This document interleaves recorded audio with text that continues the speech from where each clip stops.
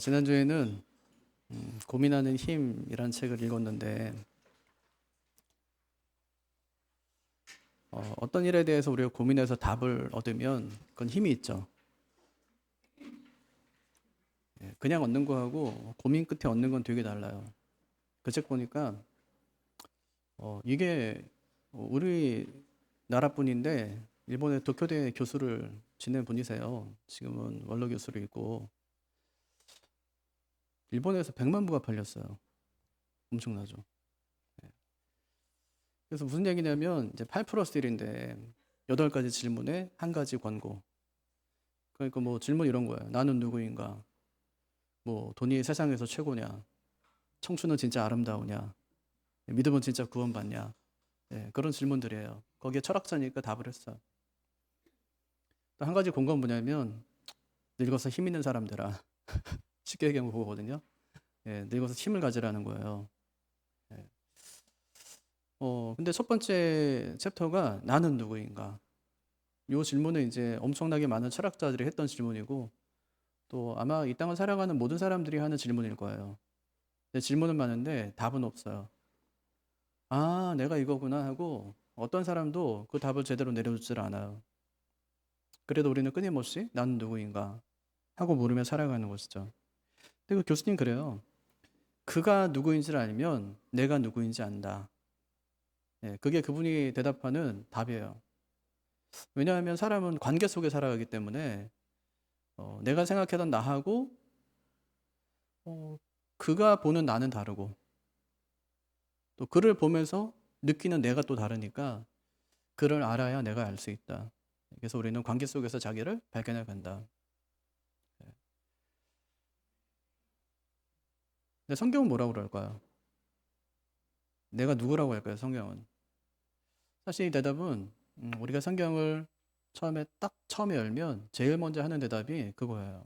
내가 누구인지. 성경에 보면 질문이 되게 많거든요. 그러니까 하나님이 사람한테 하는 질문도 있어요. 또 사람이 하나님께 하는 질문도 있어요. 뭐 하나님이 사람에게 하는 질문은 뭘까요? 제일 처음에 나오죠. 하나님이 1장에서 사람 만들죠, 그죠?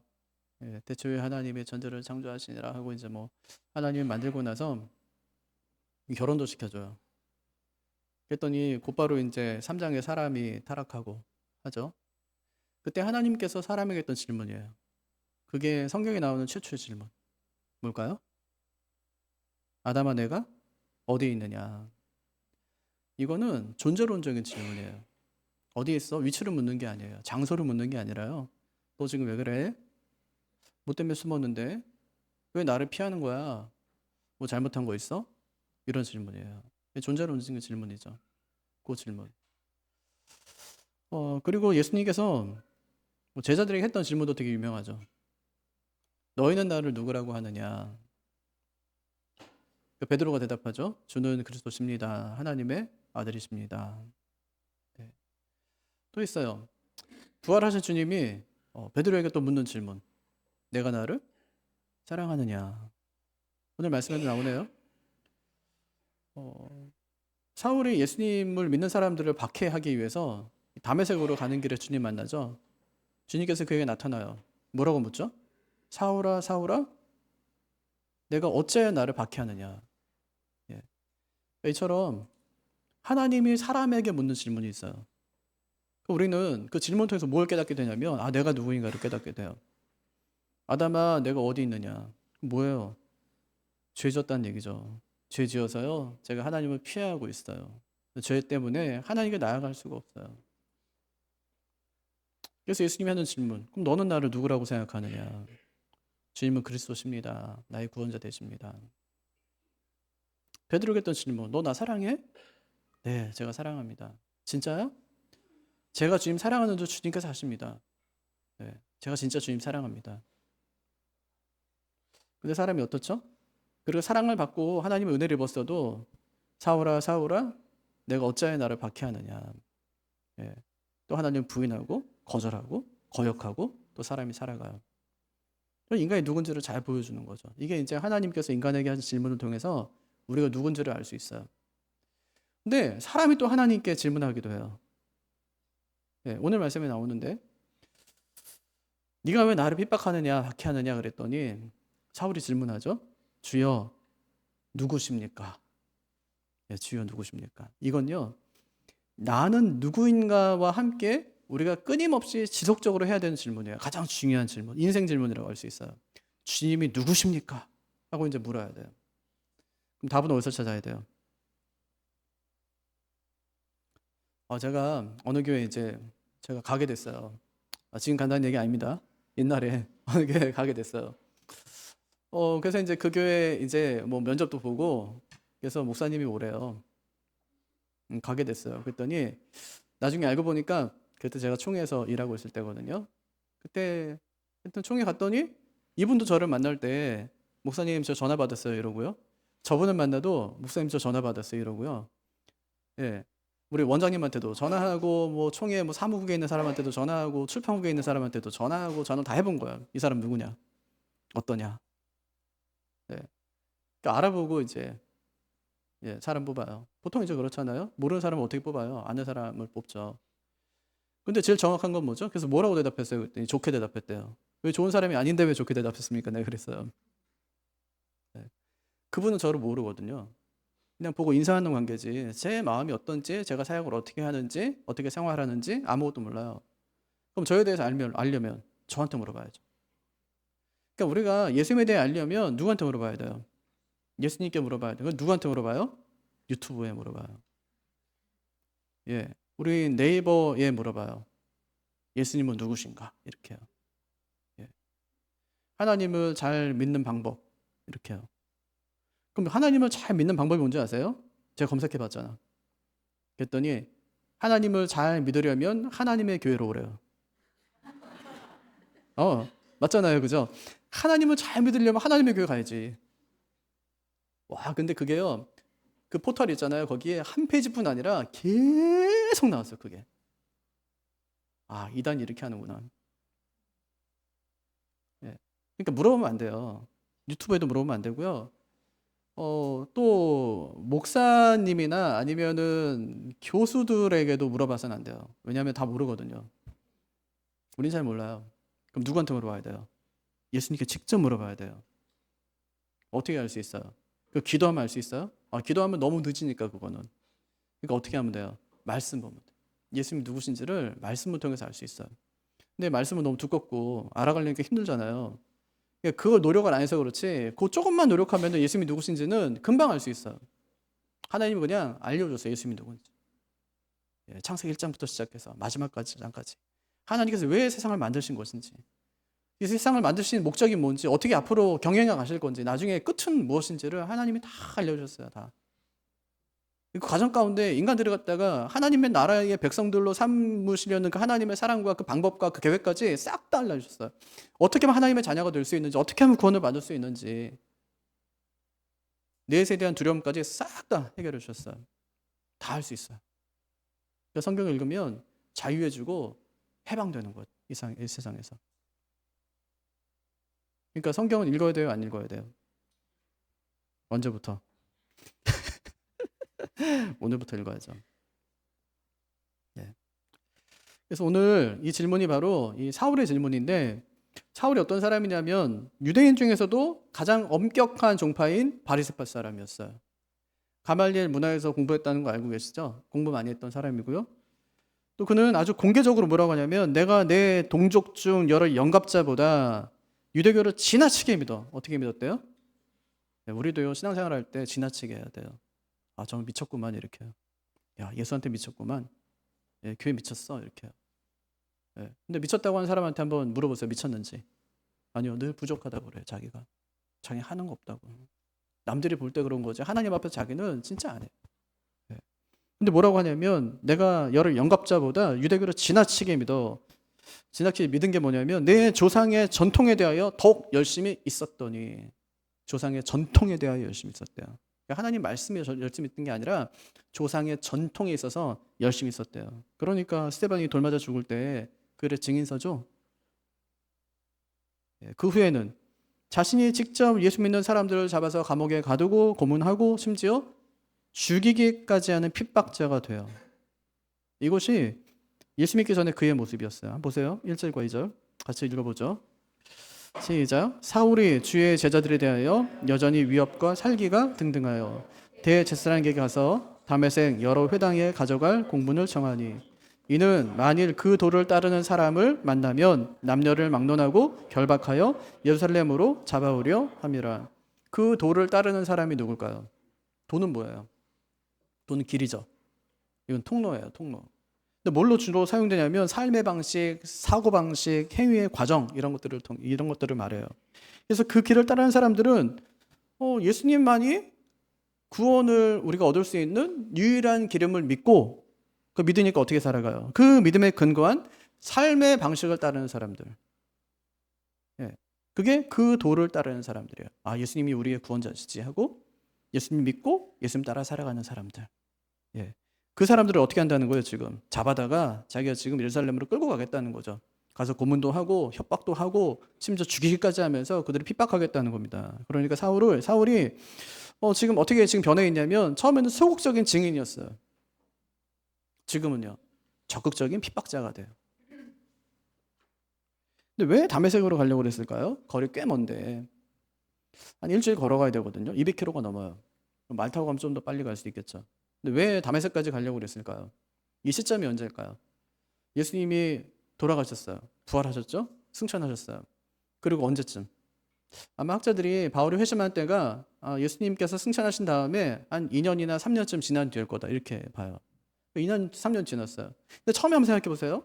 예수님이 부활 딱 하고 나서 예수님이 이제 승천하고 나서 아버지가 약속하신 거 기다려 이러면서 마가 요한 다락방에 올라가서 열심히 기도할 때 열흘 동안 그때 오순절 때 성령의 강림이 임했고 그 다음에 이제 사도들이 뛰쳐나와서 하나님 복음 전했더니 하루에 막 3,000명씩 5,000명씩 막 늘어나고 빌립도 집사 세웠더니 나중에 사마리아까지 막 가서 막 복음 전하고 난리가 났잖아요. 스데반은 아예 그냥 말씀 전하다가 순교까지 해버리는 거예요. 그러니까 하나님의 교회가 엄청나게 막 키워지고 성장하고 막 이러는 거예요. 교회 핍박이 가해졌고 많은 사람들이 지금 흩어진 상태예요. 전 세계로. 다메섹까지 지금 많은 사람들이 믿게 돼요. 다메섹에 있는 사람들까지. 그 AD 1세기의 그 역사학자였던 요세푸스가 뭐라고 하냐면 많은 여인들도 믿었대요. 그 다메섹에 있던 많은 여인들도 부녀자들이 많이 믿었다는 거야. 그러니까 어떻게 해야 돼요? 그러니까 핍박해서 없애버려야 되죠. 왜요? 자기들의 전통을 믿지 않으니까. 바울은 어떤 사람이에요? 모든 영갑자보다 자기가 더 막 지나치게 열심히 있는데 장로들의 그 유전, 그 전통에 대한 열심이거든요. 근데 우리는 그거 다 깨버리거든요. 예수님께서 왜 잠깐 바리새인들하고 왜 부딪혀요? 장로들의 유전이에요. 결국에는 말씀 지킨다고 하면서 장로들이 유전 때문에 말씀을 업신여기는 거죠. 다 깨버려요. 이 사람들은 우리는 원래 그렇게 안 합니다. 우리는 그렇게 해오지 않았어요. 이렇게 얘기해요. 다 깨버리는 거죠. 그래서 자기들이 유대교가 무너질 것 같으니까 이제 그들을 잡아서 죽이기 위해서 지금 가는 겁니다. 지금 신앙을 맥을 끊기 위해서. 근데 마침 이곳을 통치하는 아레다 4세가 대제사장과 굉장히 친밀한 관계에 있었어요. 공문 하나 받아고 가면 어떻게 돼요? 협조 많이 받을 수 있겠죠. 다 끌고 올 수 있겠죠. 바울이 지금 그래서 가고 있는 것입니다. 그래서 이것이 사울이 예수 믿기 전의 모습이었어요. 그는 자신이 볼 때 자기는 굉장히 의로운 사람이었죠. 이렇게 자기를 소개해요. 빌립보서 3장 5절에서 6절. 나는 8일 만에 할례를 받고 이스라엘 족속이요 베냐민 지파요 히브리인 중에 히브리인이요 율법으로는 바리새인이요 열심으로는 교회를 박해하고 율법으로는 흠이 없는 자라. 이렇게 얘기해요. 흠이 없대 자기. 의로운 사람이래요. 여러분은 예수 믿기 전에 어떤 사람이었습니까? 제가 직분자 교육이나 제자 훈련할 때 간증문 써오라고 그러거든요. 근데 진짜 어려워요. 간증문 쓰는 거. 저 되게 많이 써봤거든요. 저희도 기억자 어디 이제 갈 때 있잖아요. 예, 그럼 뭐 서류 넣어요. 이력서도 넣고 또 간증문도 넣어요. 예, 간증문 되게 많이 써봤어요. 예, 어렵거든요, 간증문이. 그게 왜 어려울까요? 예수 믿기 전과 후의 변화 포인트를 잡아야 되는데 그거 잡기가 되게 어려워요. 다른 사람의 간증은 굉장히 극적인데 나는 밋밋하거든요. 그러다 보니까 내가 이걸 쓰면서도 내가 구원 받았나 이런 의심이 드는 거죠. 그래서 심지어 모태 신앙인 사람들 중에는 나도 좀 더 놀다가 믿을 거 그랬나 뭐 그렇게 후회하는 사람들이 있어요. 예수 믿고 나서 뭐 도덕적으로 달라진 것도 없고 별다른 체험도 없는데 간증문을 쓰려고 하니까 굉장히 곤혹스러운 거죠. 여러분, 왜 우리가 예수 믿기 전과 예수 믿은 후의 변화를 확연하게 구분하지 못할까요? 이게 죄에 대한 오해 때문에 그래요. 죄에 대한 오해 때문에. 대부분의 간증은 내가 도덕적으로 굉장히 형편없는 사람이었었는데 이제 예수 믿고 착한 사람 됐습니다. 이런 얘기거든요. 그러니까 나쁜 짓을 멈춘 것을 회개라고 생각하는 거예요. 회개가 그런 건가요? 그래서 죄를 도덕적으로 정의하는 겁니다. 그래서 간증목사 하라고 그러면 예전에는 물건을 하루에 5개씩 훔쳤는데요. 이제는 2개밖에 안 훔쳐요. 이렇게 했어봐요. 그런 식이라고요. 예. 근데 여러분, 그게 회개입니까? 믿지 않는 사람들 중에는 아예 안 훔치는 사람도 있는데. 그럼 간증은 그런 게 아니에요. 예수 믿기 전에 나 어떤 사람이었죠? 하나님 모르는 사람. 어떻게 살았어요? 내 중심대로. 내 마음대로 살았어요. 항상 중심이 나한테 있어. 내가 하고 싶은 대로 살아요. 돈 쓰고 싶은 대로 쓰고요. 가고 싶은 대로 가고요. 예. 내 마음대로 그냥 사람 만나고 그래요. 근데 어떻게 됐다는 거예요? 이제는 하나님을 알게 돼서 내 마음대로 살지 못하는 사람이 되었다는 거예요. 손희영 목사님이 쓴 믿음의 전환이라는 책이 있는데 거기에 보면 천동설의 믿음이 지동설의 믿음으로 전환되어야 한다 이렇게 썼어요. 천동설의 사람은 어떤 사람이에요? 천동설이 뭐죠? 나는 가만히 있는데 세상이 움직여. 우주가 움직인다고. 누구 중심으로? 나 중심으로. 그러니까 하나님은 나를 위해 있는 거고요. 이웃도 나를 위해 있는 거고 다 나를 위해 있어. 자기가 중심이에요. 자기 중심. 지동설은요. 그게 아니라 우리가 움직이는 거예요. 하나님이 중심이고 내가 움직여. 하나님을. 그게 지동설의 믿음이거든요. 내가 움직이는 거예요. 이것이 회개예요. 이것이 회개죠. 그럼 결혼하면 왜 사람이 바뀌죠? 자기 중심에서 그렇게 살다 어떻게 돼요? 맨날 욕먹는 거예요. 자기 중심으로 사니까. 자기 중심에서 아내 중심으로 자녀 중심으로 바뀌어가는 겁니다. 옮겨지기 때문에 바뀌어요. 주님 만나는 것도 마찬가지인데 주님 만나면 내 중심에서 주님 중심으로 옮겨집니다. 그게 간증이에요.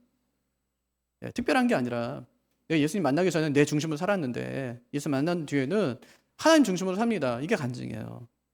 예, 가고 싶은데 마음대로 갔었어요. 근데 예수 믿고 나니까 하나님 모시고 나니까 가고 싶은데 마음대로 못 가고 돈 내가 먹고 싶은데 그냥 아무렇게 다 썼는데 이제 돈도 함부로 못 쓰겠고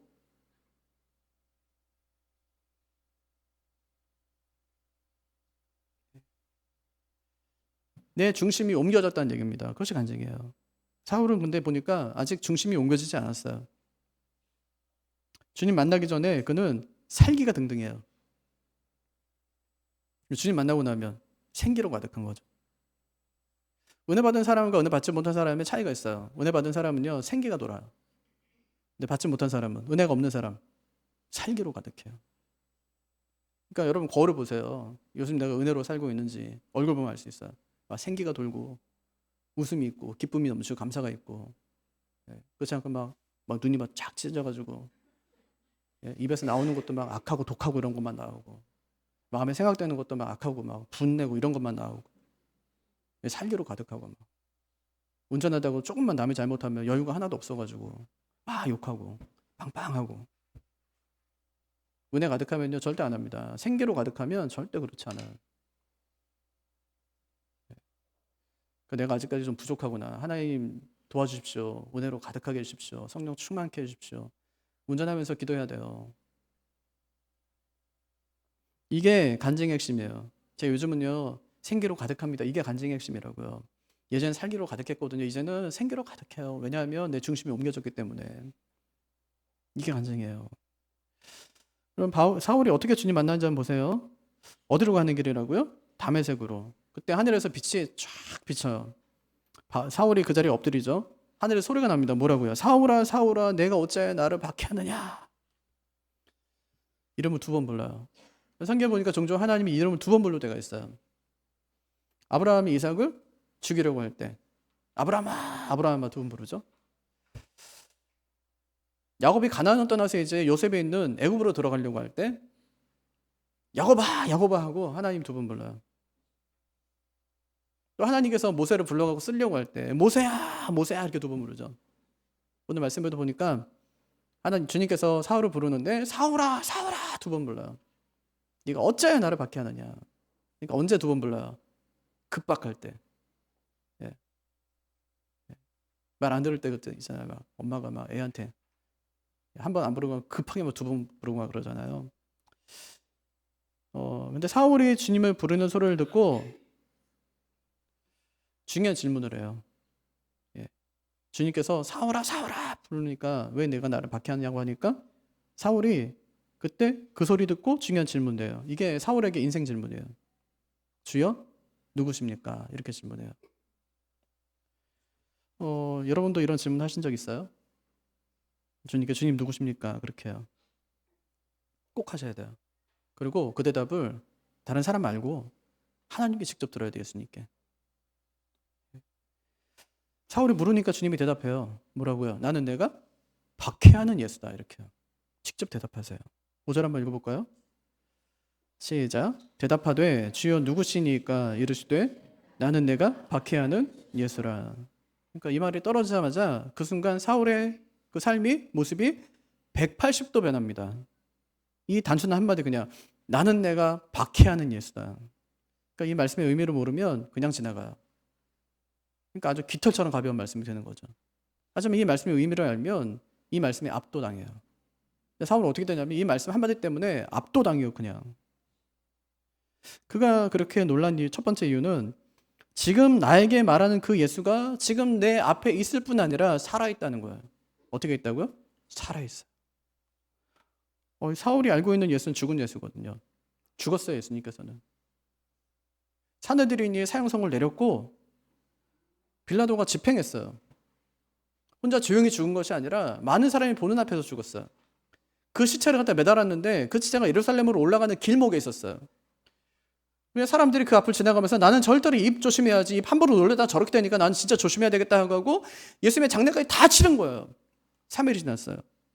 제자들이 어느 날 갑자기 오더니 예수님이 살아나셨대요. 부활하셨대요. 내가 그걸 봤대요. 사람 다 미쳤다고 그랬어. 아무도 안 믿어요. 제자들 외에는 아무도 안 믿어요. 아이 도둑질해갖고 그랬겠지. 기절했다가 살아났구만. 이렇게 믿었지. 예수님이 진짜 살아났구나 하는 사람, 믿는 사람들이 없었다고요. 분명히 예수님이 죽었는데 지금 그 예수님이 내 앞에 있어요. 살아있어요. 내게 말을 해요. 그의 말이 사울을 압도합니다. 나는 내가 박해하는 예수다. 사울이 그 말을 듣고 놀랍니다. 왜냐하면 예수님이 자신의 존재를 현재로 말하기 때문에. 현재로.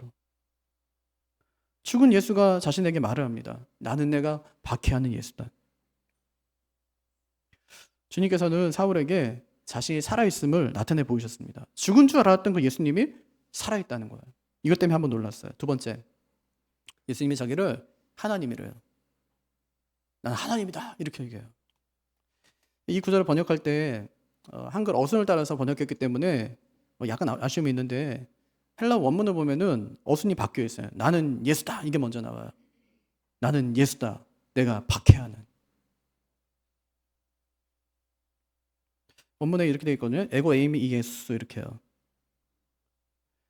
헬라어의 특징 중에 하나 있다면 동사가 주어를 많이 담고 있어요. 네.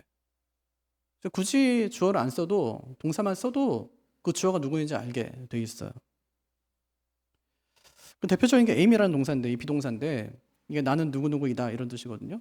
에고 에이미. 에고는 나 이런 뜻이잖아요. 에이미는 비동사이다 이런 뜻인데 예수님이 이 얘기를 되게 많이 했어요. 요한복음에서. 나는 뭐래요? 나는 선한 목자라. 나는 생명의 떡이다. 나는 뭐 양의 문이다.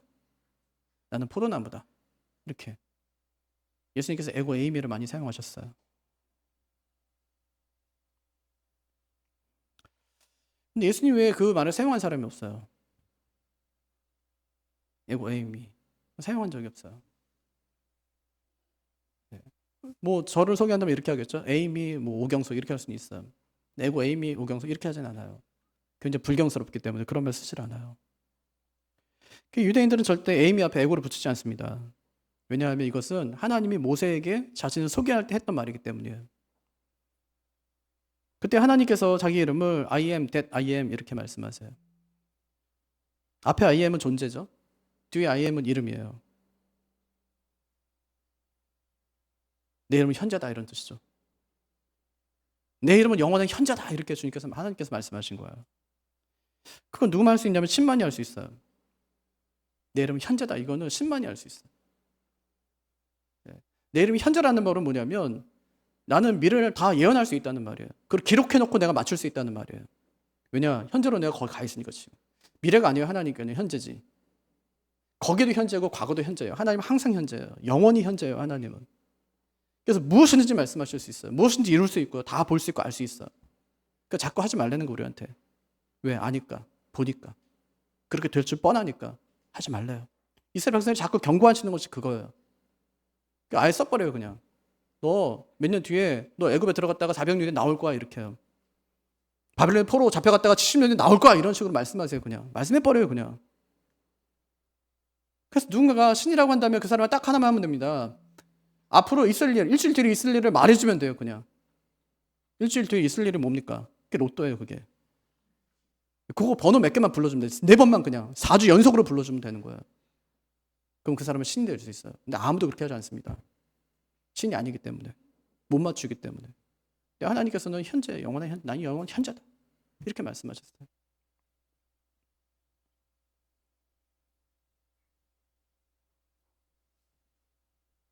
바울이 그것을 알았던 거예요. 사울이.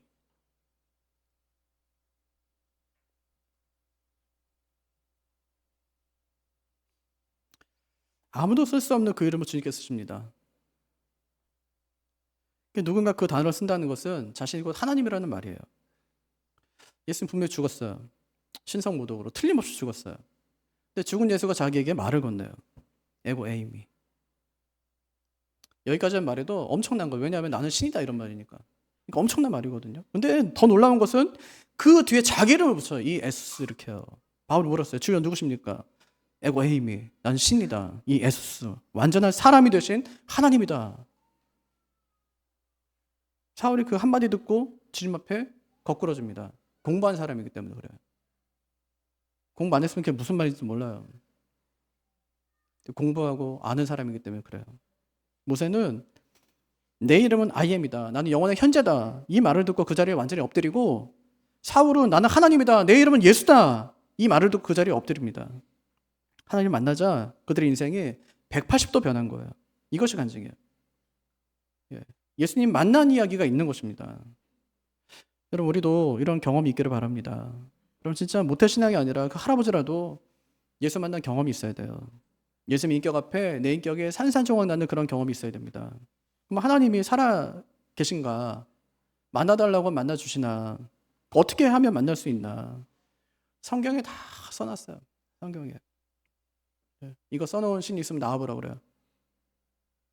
진짜 써있어요. 볼까요? 예레미야서 22장, 29장 13절. 거기 이렇게 돼 있어요. 너희가 온 마음으로 나를 구하면 나를 찾을 것이요 나를 만나리라. 어떻게 하래요? 온 마음으로 나를 구하면 여기서 구한다는 말은 구한다는 말은 미완료예요. 언제까지 구해야 돼요? 찾을 때까지. 만날 때까지. 근데 우리는 얼마큼 하죠? 하다 말아요. 온 마음으로 나를 구하면 미완료라니까요. 만날 때까지. 끊임없이 끈질기게 구하면 나를 찾을 것이요 나를 만나리라. 그래서 하나님 만나려면 끈기가 있어야 돼요. 끈기. 두 번째는 태도가 중요해요. 똑같은 말씀이 신명기 4장 29절에 나와요. 마음을 다하고 뜻을 다하여 그를 찾으면 만나리라. 찾으면 만나요. 어떻게 해요? 마음을 다하고 뜻을 다해요. 이게 온 마음이에요. 온 마음. 태도가 중요해요. 그럼 이것이 하나님의 약속입니다. 하나님의 약속은요 마치 삼손이 머리카락을 자르지 않기로 한 약속에 묶여 있듯이, 그건 묶인 사람이거든요. 머리카락 절대 자르지 않는 그 약속이 묶여 있어요. 하나님도 역시 마찬가지로 자신이 한 약속에 묶여 계세요. 그러니까 만나달라고 하면 만나줄 수밖에 없어요. 약속하셨기 때문에. 하나님 온 마음으로 구하면 저를 만나주겠다고 약속하셨으니 저를 만나주십시오. 하루에도 몇 번씩 끊임없이 계속해서 만나주실 때까지. 제가 하나님 찾기를 원합니다. 만나기 원합니다. 만나주십시오. 저 만나주십시오. 길을 걸을 때도 하나님 저 만나주세요. 뜨겁게 만나주세요. 제가 하나님을 부정할 수 없도록, 거부할 수 없도록 크신 하나님을 제가 만나보기를 원합니다. 끊임없이 간절한 마음으로 온 마음을 다해서 만나 주실 때까지. 하나님 살아계세요. 들으세요. 물어보면 대답하세요. 말씀을 정리하겠습니다. 오늘 말씀은요, 사울이 예수님 만난 이야기예요. 간증이죠. 간증은 영적인 자서전이에요. 이 영적인 자서전에는 예수님을 만나기 전의 모습과 만난 후의 모습이 담겨져 있습니다. 예수님 만나기 전 사울은 비방자요, 박해자요, 폭행자였대요, 자신을. 그 예수님 만나요. 어떻게 만나죠? 만나달라고 요청했나요? 아니요. 그건 요청한 적이 없어요. 그는 그저 예수 믿는 자들을 잡으러 갈 때 주님께서 강권적으로 그를 만나주셨어요. 아니, 주님은 온 마음으로 구해야 만나주시는 거 아닙니까? 예, 그래요. 맞아요. 하지만 그렇게도 만나주시지만 사울처럼 급박하게 주님께서 만나주실 때도 있어요. 주님을 만나는 모습은 사람마다 전부 다르다는 말입니다. 어떤 사람은 성경 읽다 만나요. 어떤 사람은 기도하다 만납니다. 어떤 사람은 사울처럼 길을 걷다가 그냥 만나기도 하는 거예요. 주님을 어릴 때 만난 사람들도 있어요. 폴리감은 9살 때 만나던데요. 조나단 에드워즈는 7살 때 만나요. 매튜 헬린은 10살 때 만납니다. 주님 만나는 건요, 나이도 없어요. 방법도 없습니다. 누구도 언제 주님을 만날지 아무도 알 수 없어요. 중요한 건 뭐죠? 주님 만나기를 사모하는 거예요. 제가 주님 만나기를 원합니다. 사모합니다. 제가 아이들 생각하면서 제 나름대로 가진 원칙이 있어요. 철칙. 그게 뭐냐면 절대 즐겁게 해주지 말자. 애들 절대 즐겁게 해주지 말자. 두 번째, 성경을 가르치고 그들의 부모가 모르는 것까지 가르치자. 세 번째, 반드시 나가서 증거하게 하자. 예수님을 전하게 하자. 예, 나이 들게 하지 말고 성장하게 하자. 예. 어떻게든지 교회 나와서 예수님 믿게 하는 거예요. 예수 만나게 하고. 딱 하나였어요. 다른 거 없어요, 저는. 어쨌든지 애들이 예수 만나게 하는 거예요. 살아계시니까. 내가 만난 예수님, 이 아이도 만나기를. 그거밖에 없어요, 저는. 진짜 하나님 살아계시니까. 만나야 될 거 아닙니까? 근데 재미로는 안 돼요. 당장은 잠시 될 수 있을지 모르지만 진짜 붙어있게 하려면 예수님이 살아계신다는 것을 아이들이 알아야 돼. 경험해야 돼요. 그러니까 뭐 수련회 같은 데 데려가면은 진짜 뭐 어떻게 할 수가 없어요. 계속 우는 거지 뭐 아이들하고 같이. 제가 울잖아요. 아이들 다 깨집니다 진짜로. 기도가 멈추질 않아요. 그냥 신학생도 나오고 그래요. 그 중에.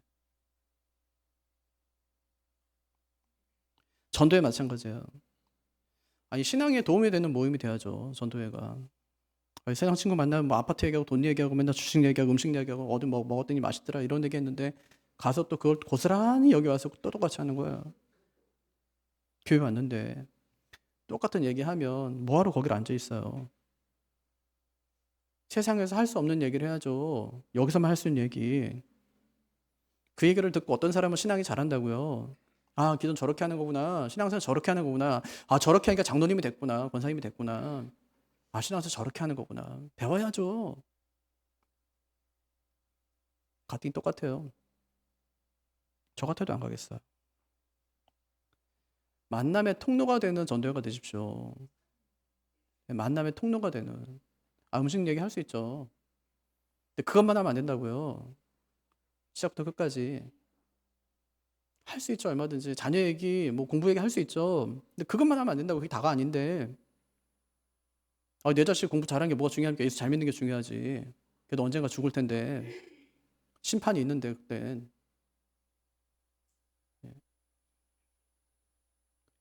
혹시 예수님 만나고 싶지만 어떻게 될지 모르겠다. 이런 분들에게 제가 이런 부탁드리고 싶어요. 첫째, 성경 읽으세요. 성경 읽는 순간에 어떤 일이 벌어지냐면 하나님이 1대1 교사로 나한테 붙어요. 과외 선생으로 붙는다니까요, 진짜로. 붙어요, 그 순간에. 성경 읽으세요. 두 번째, 영적 일기 쓰세요. 연애할 때 요즘 편지 안 쓰지만 저희 때는 다 편지 썼거든요, 손편지. 그럼 제 감정이 다 들어가요, 거기에. 상대방의 감정도 거기 다 녹아 있는 거예요. 써보십시오. 내 감정이 하나님께 다 고스란히 전달돼요. 기도할 땐 몰랐는데 쓰고 나니까 하나님에 대한 더 깊어져요. 세 번째, 기도의 골방을 가지세요. 만나고 싶다며요. 그런데 왜 기도하지 않습니까? 기도 앉아 앉는데 누가 만나줘요? 간절함이 없어요. 온 마음으로 구하면요. 온 마음으로. 전심 아닙니까? 이 전심. 온 마음으로 구하면 만나주겠다. 이 약속이에요, 이거는. 이 세 가지 꾸준히 하면 하나님이 내 안에 스며들어요. 사울은 번개처럼 주님 만나지만 대부분의 경우에는 스며드는 하나님 만나요. 마치 주님께서 니고데모에게 설명했듯이 바람이 어디서 왔는지 모르지만 우리가 바람이 부는 걸 알 수 있듯이 내가 주님 언제 영접했는지 모르지만 내 안에 주님께서 계신 것을 알게 된다고요. 스며들어요. 스며든다고요. 하나님께서. 그 순간부터 더 깊어져요. 불꽃 같은 만남은 없었지만 스며드는 그 하나님이 내 안에 너무 깊기 때문에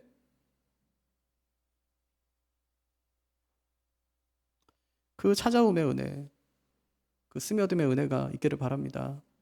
진짜로요. 예수 믿을 때 그냥 믿지 마시고 진짜 하나님이 살아계신지 살아계시지 않은지, 내가 진짜 바르게 믿고 있는지 믿고 있지 않은지, 예수님이 누구신지, 구원이란 무엇인지 진지하게 고민해 보십시오. 그 고민을 통해서 답을 얻게 되면 그때부터 신앙생활이 힘있게 될 거예요. 고민하는 신앙, 좋은 신앙이에요.